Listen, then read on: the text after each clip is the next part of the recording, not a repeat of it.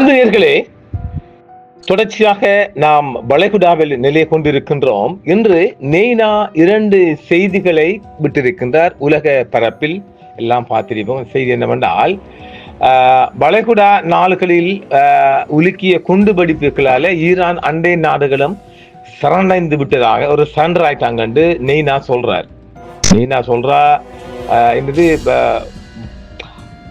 வளைகுடா நாடுகளை உலுக்கிய குண்டுவெடிப்புகளால் ஈரான் அண்டை நாடுகளும் சரண்டர்னு சொல்றார்.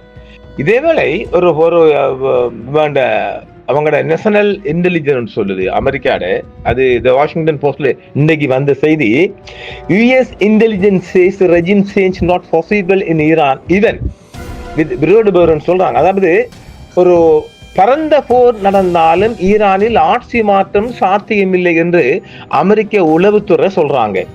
ஈரானுக்கு எதிரான எந்த ஒரு பெரிய அளவிலான ராணுவ தாக்குதல் கூட நாட்டில நடைபெற்றாலும் கூட ஆட்சி மாற்றம் என்பது கனவிலும் பார்க்க முடியாது என்று அந்த நேஷனல் இன்டெலிஜென்ஸ் ரிப்போர்ட் கவுன்சில் சொல்றாங்க. இதை நெய்னா கண்டுகொள்ள மாட்டார். இந்த நிலைமையில நெய்னா சொல்றா, ஈரான் அழியும் வரையும் நான் தாக்குவேன். அப்ப நாம சொல்ற இந்த அணுகுண்டு கையெடுக்க வாய்ப்பு இருக்கா இல்லையா? ஏன்னா நேற்று ஏற்கனவே பஹ்ரைன் தன் ஏர்பேஸை ஃபுல்லா மூடிட்டாங்க, சவுதியும் மூடிட்டாங்க. சவுதி ஈரான்ட கிட்டத்தட்ட 13 ட்ரோன்ஸ்களை நேற்று சனிக்கிழமை தாக்கி அழிச்சிக்கிறாங்க. அவனுங்க எண்ணெய் வளங்களை தாக்க வந்த ட்ரோன்ஸ்களை இப்படி சூடு பிடிக்குது காட்சியும் கானமும். ஆனா நெய்னா என்னமோ சொல்லிக் கொண்டிருக்கிறார். இதேபோல நெய்னா சொல்றா ஃபுல்லா சரண்டர் ஆயிட்டாங்க ஈரான். அதெல்லாம் பொய்ய. இந்த நன்னீர் உப்பு நீக்கம், அதாவது கடல் நீரிலிருந்து குடி தண்ணி எடுக்கிறாங்க இல்லையா, அது சவுதிலையும் இருக்குது ஈரான்லையும் இருக்குது. கடல்ல இருந்து தண்ணி எடுத்து அதை குடிக்கிறதுக்கு ஃபில்டர் பண்ணி எடுக்கிறாங்கல்ல, அந்த ஆலை மீதான தாக்குதலை ஈரானிய வெளியுறவு அமைச்சர் கண்டிச்சிருக்கிறார். இவன் ஆகொண்டா இந்த பிரதேசிகள் கஸ்மாலங்கள் தாக்குவது, குழந்தைகள், குழந்தையோட கல்வி நிலையங்கள், வைத்தியசாலைகள், குடிநீர். இப்ப ஹமாஸுக்கும் தண்ணி சப்ளை ஏரியாவெல்லாம் குண்டு வச்சு தான் தாத்தான், வெடி வச்சு தாத்தான் தாரு இஸ்ராயல் தனியன். சரி, ஈரானின் நன்னீர் உப்பு நீக்கும் ஆலை மீதான அமெரிக்க தாக்குதலை ஈரான் வெளியுறவு அமைச்சர் கண்டிக்கிறாரு. தீவில் உள்ள நன்னீர் உப்பு நீக்கும் ஆலையை தாக்கியதன் மூலம் அமெரிக்கா ஒரு அப்பட்டமான மற்றும் நம்பிக்கையான குற்றத்தை செய்து வந்து 30 கிராமங்களில் குடிநீர் வசதி பாதிக்கப்பட்டது என்றும் அப்பாஸ் அரக்சி அவர்கள் கம்ப்ளைண்ட் பண்ணிக்கிறது. இன்ட்ரெஸ்ட் படிக்கிட்டு அவன் எங்க கேட்க போறான்? ஈரானின் உட்கட்டமைப்பை தாக்குவது கடுமையான விளைவுகளை ஏற்படுத்தும் என்றும் ஆபத்தான நடவடிக்கை என்றும் அமெரிக்கா இந்த முன்னுதாரணத்தை அமைத்து ஈரான் அல்ல என்று சொல்றது. இந்த விஷயத்தை நன்கறிந்த அமெரிக்க அதிகாரிகளை மேற்கோள் காட்டியதாவது இந்த ரெஜிம் சேஞ்ச் வர மாட்டாது என்று சொல்லி வாஷிங்டன் போஸ்ட் நேற்றே சனிக்கிழமை ஒரு செய்தி வெளியிட்டு இருக்குது. இஸ்லாமிய குடியரசின் நிர்வாக அமைப்பு குறிப்பிடத்தக்க ராணுவ அழுத்தத்தை கூட தாங்கும் அளவுக்கு மீள்தன்மை கொண்டது என்று மதிப்பீடு செய்து அவங்க பெரிய ஒரு அனலிஸ்ட் செய்தப்பட்ட ரிப்போர்ட்டை கொடுத்துக்கிறாங்க. ஈரானின் தலைமைத்துவ கட்டமைப்பை சுத்தப்படுத்த விரும்புவதாக நெய்னா சொல்ற. தொடர்ந்து நீ அந்த நாட்டுக்குள்ள போய் நீ என்ன அவனால போய் செய்ய போறாய்? நீ நினைச்சிட்டா வெனிசுலா மாதிரி செஞ்சவ, நீ நினைச்சிட்டாய் அவனை, அதான் அவனுக்கு ஆப்பாடிக்கானுங்க. அப்ப அதைத்தான் அவர் மீண்டும் சொல்றாரு. அவர் தான் அங்க ஈரானுக்குள்ள அவர் தானே உச்ச தலைவர் நியமிக்கணும். யாரு? அந்த மங்கி தொப்பியோ தானே, ரசாபாலவியே. சாத்தியமா? அதை சொல்றாரு. அப்புறம் ஈரானின் தலைமை மற்றும் அரசு நிறுவனங்களை முடுக்குவதை நோக்கமாக கொண்ட பரந்த தாக்குதலை இந்த ஆகிய இரண்டிலும் சாத்தியமான விளைவுகளை எல்லாம் அது வாஷிங்டன் போஸ்ட்ல சொல்லியிருக்கிறாங்க. இந்த 2 சூழ்நிலைகளும் நாட்டில் அரசியல் மற்றும் இராணுவ நிறுவனங்கள் அதிகாரத்தின் தொடர்ச்சியை பாதுகாக்கும் என்று அந்த போஸ்ட்ல சொல்றாங்க. இதேவேளை ஹம்ஸ் ஜலச்சந்தியில அமெரிக்க படைகளின் வருகைக்காக ஈரான் காத்திருக்கிறது.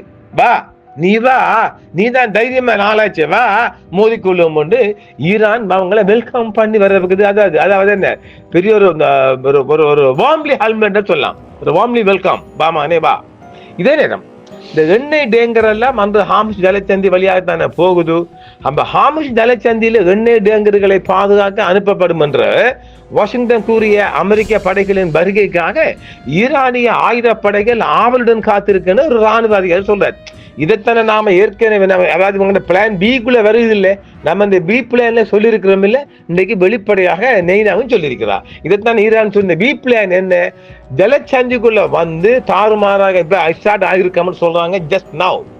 அதுக்கு அங்க சண்டையை பிடிச்சி டெல்டா போஸ் கூடாக ஹார்முஸ் ஜலத்தை சண்டையை பிடிச்சி பந்தர் அப்பாஸ் சிட்டிக்குள்ளாக தரைவழி மார்க்கமாக ஈரானுக்குள்ள போறாங்க. இதைத்தான் நாம 7 தினங்களுக்கு முன்பும் சொல்லிக்கிறோம், 3 தினங்களுக்கும் சொல்லிக்கிறோம். அநேகமாக ஞாயிற்றுக்கிழமை இன்று இந்த மோதல் நடைபெற வாய்ப்பு இருக்கின்றது. எங்க ஹார்முஸ் ஜலசந்திக்குள்ள வாங்கி கட்டப்படுறாங்க.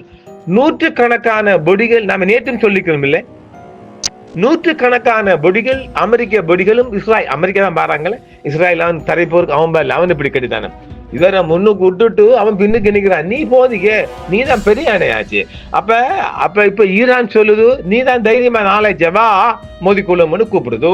இப்ப இவங்க ஹார்முஸ் ஜலசந்தியில இருந்து எண்ணெய் டேங்கருக்கு செக்யூரிட்டி கொடுக்கறது சொல்லிக்கிட்டு பந்தர் அப்பாஸ் ஊடாக மெல்ல மெல்ல சிட்டிக்குள்ள நகர கடல் வழியாக.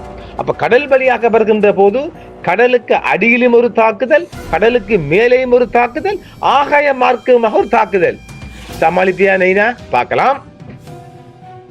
87ஆம் ஆண்டு பிரிட்டன் என்ற சூப்பர் டேங்கரில் ஏற்பட்ட தீ விபத்து மற்றும் எண்ணெய் டேங்கர்கள் மீதான சமீபத்திய தாக்குதல்களை அமெரிக்கர்கள் நினைவுபடுத்த வேண்டும் என்று கடம் அன்பியா தலைமையத்திலிருந்து ஒரு செய்தி தொடர்பாளர் லெப்டினன்ட் கர்னல் இப்ராஹிம் ஜோல்பகாரி சனிக்கிழமை நேற்று சொல்லியிருக்கிறார் அமெரிக்கர்களுக்கு. இது உங்கள் கப்பல்களுக்கும் பொருந்தும். நீங்கள் அவற்றை மிதக்கும் சொத்துக்களாக பயன்படுத்த விரும்பினாலும் அதை பாரசீக வளைகுடாவின் பகுதியில் இருந்து செங்குத்தாக மூழ்கடிக்க கூடும் என்பதை நினைத்து பார்க்க முடியாது அல்ல என்று அவர் சொல்கின்றார்.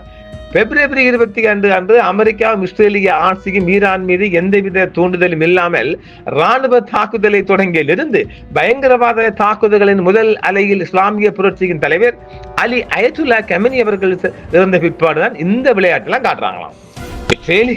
இஸ்ரேல் ஆக்கிரமித்துள்ள பிரதேசங்கள் மற்றும் பிராந்திய நாடுகளில் உள்ள அமெரிக்க தளங்கள் மீது ஏவுகணை மற்றும் ட்ரோன் தாக்குதல்களை நடத்துவதன் மூலம் ஈரான் ஒரு குற்றவியல் ஆக்கிரமிப்புக்கு விரைவாக பதிலடி கொடுத்து வருவதாகவே ரிட்டர்ன் என்று சொல்றாங்க.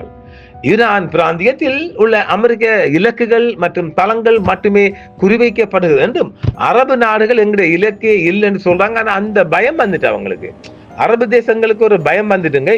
ஹார்முஸ் ஜலசந்தி வழியாக எண்ணெய் டேங்கர்களை அமெரிக்கா அழைத்து செல்ல வருவதை ஈரான் வரவேற்கிறது, அதற்காக காத்திருக்கிறது. வார்ம்லி வெல்கம் என்று சொல்றாங்க.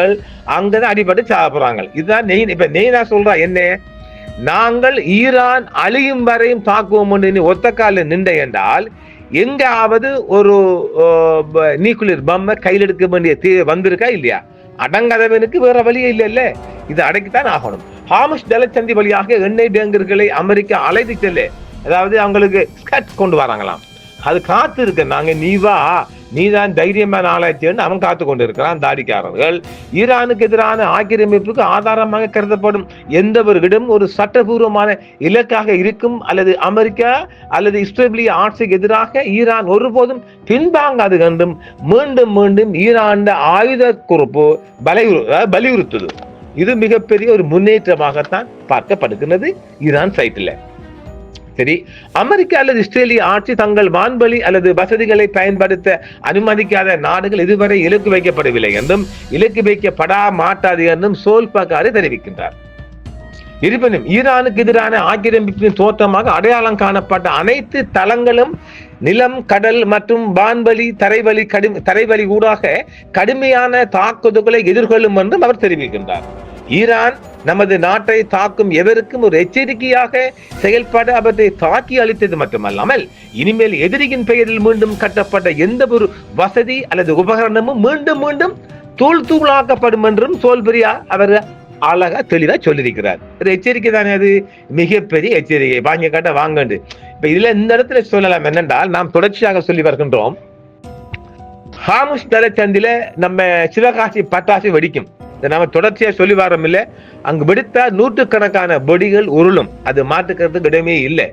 அதுல இப்ப நெய்னா பயந்தண்டா நேற்று பாருங்க, நெய்னாக்கு பயம், நெய்னாவெல்லாம் சேச்சிக்க பொருள் அவரை வச்சு இந்த கிறிஸ்தவ மத குருமார்கள் நம்ம ஊர்ல எனக்கு சரியா தெரியல நமோ தன்னு செய்வாங்கல்ல, அந்த மாதிரி மிகப்பெரிய ஒரு சமய வழிபாடு செஞ்சு பயந்துட்டு நெய்னா பயந்துட்டு ஒரு 15-10 பெண்கள் மற்றும் மதகுருக்களா சேர்ந்து அவருக்கு பன ஓதிருக்கிறாங்களா, வந்துட்டு மாக்கி பன ஓதிருக்கிறாங்க. அவர் கிறிஸ்தவ முறைப்படி அவருக்கு ஒரு சமய சடங்கு, சரியா தமிழ் வந்துட்டுப்பா, ஒரு சமய சடங்கை செஞ்சுக்கிறாங்க. இனி அப்பா நீ என்ன காப்பாத்துப்பா, அறியாம தெரியாம நெத்தன்ஸை நம்பி நான் காலை வச்சுட்டேன். இந்த நெத்தன்ஸ் என்ன கொண்டு பழி வாங்கிட்டான். நான் இந்த சின்ன பாப்பாவை தொட்டெல்லாம் உண்மைதான். இந்த பாப்பாட வீடியோ வச்சு என்ன ஒரே பயங்காட்டான் இந்த நெட்டன்ஸ் நாசமா போனவன். அவனுக்கு பயத்துல அவன் இந்த இளவை தாங்கலாம், அவன் நெருக்கடி தாங்கத்தான் நான் ஈரானுக்குள்ள காலை வச்சுட்டேன். அங்க போய் பார்த்தா இவனுங்க தாடிக்காங்களும் என்ன போட்டு நாசமாக்கி வாரானுங்களே. எனக்கு மானம் போகுது, அவமானமா போச்சு, ரொம்ப மானம் போச்சியா, அந்த மாதிரி போச்சு. அப்ப அதனால எனக்கு இனி கடவுள் நீ தான் வரம் கொடுத்துருன்னு கடவுள் வரம் கேட்டு இருக்கிறா நெய்னா. அதையும் அங்க வீடியோ எல்லாம் பார்த்திருப்பேன் இல்ல, அதையும் பாருங்க நீங்க. நெய்னாக்கு அச்சம் வந்துட்டு, நெய்னா ஏற்கனவே பயந்துட்டா. நெய்னா சும்மா வாயில விட்டா அது சும்மா சின்ன குட்டி பசங்களை போரு. நான் ஒரு 3 நாள்ல முடிச்சிருவேன்னு 3 வாரத்துல முடிச்சிருவேன்னு பார்த்தவருக்கு இப்ப அவன் குறைந்த செலவில் யாரு ஈரான் தாடிக்காரர்கள் குறைந்த செலவுக்குள்ள சின்ன சின்ன கருவிகள் ஒன்று அடிக்கிறான் ட்ரோன்ஸ்கள் மூலமாக. ஆனா நெய்னா அதை தாக்கு பிடிக்கிறதுக்கு, அதை எதிர்த்து அழிக்கிறதுக்கு கோடிக்கணக்கான பணத்தை கொண்டு கொட்டுறான் பாவி. எவ்வளவு முட்டாளாக்குது. இப்படிதான் இலங்கைக்குள்ள சிங்கள ராணுவத்தை புலிகள் ரொம்ப மோசமா முட்டாளாக்கினார்கள். அதெல்லாம் அவனுள்ள வெற்றிட ரகசியம். அந்த ஒரு பின்னணியாகத்தான் இதை நாம ஈரான் தாடிக்காரனையும் பார்க்கலாம். ஈரான் தாடிக்கள் அசந்து விடவில்லை, நாங்க ரெடி, நீ தான் தைரியமான ஆளச்ச ஹாமிஸுக்குள்ளவா பாப்போம்னு சொல்றாங்க. ஏற்கனவே 6000க்கும் மேற்பட்ட கன்னிபடிகள், கடற்கன்னிபடிகள் லேண்ட் மைன் மாதிரி புதைக்கப்பட்டிருக்குது. இதை எதிர்கொள்ள வேண்டுமா இல்லையா? நம்ம சொல்றது தெரியுங்களே. ஆக பாக நெய்னா சொல்றாது ஈரான் அழியும் வரையும் தாக்குவேன், தாக்கு. அங்க அவன் கூப்பிடுறான், நீ 7 மண்டா வா, தைரியமான வாண்டு. ஆக அடுத்த சமர் ஹாமுஸ் தலச்சந்தி அநேகமாக இன்று ஞாயிற்றுக்கிழமை அல்லது திங்கட்கிழமை ஹாமுஸ் தலச்சந்தியில நம்ம தமிழ்நாட்டின் சிவகாசி பட்டாசு வெடிக்க போகின்றது. கொண்டாட்டம் பார்க்கலாம். மீண்டும் நாளை மற்றொரு காணொளியில் சந்திப்போம். என்றும் உங்களுடன் சன்ரைஸ் இந்தியா டிவி. சப்ஸ்கிரைப் பண்ணுங்கள், பெல் பட்டனையும் கிளிக் செய்யுங்கள். உங்கள் ஆதரவே எங்கள் சேவை. ஆதரவு தாருங்கள், அரவணைப்போம். மறக்காம சர்ப்ரைஸ் பண்ணுங்க. தேங்க்யூ.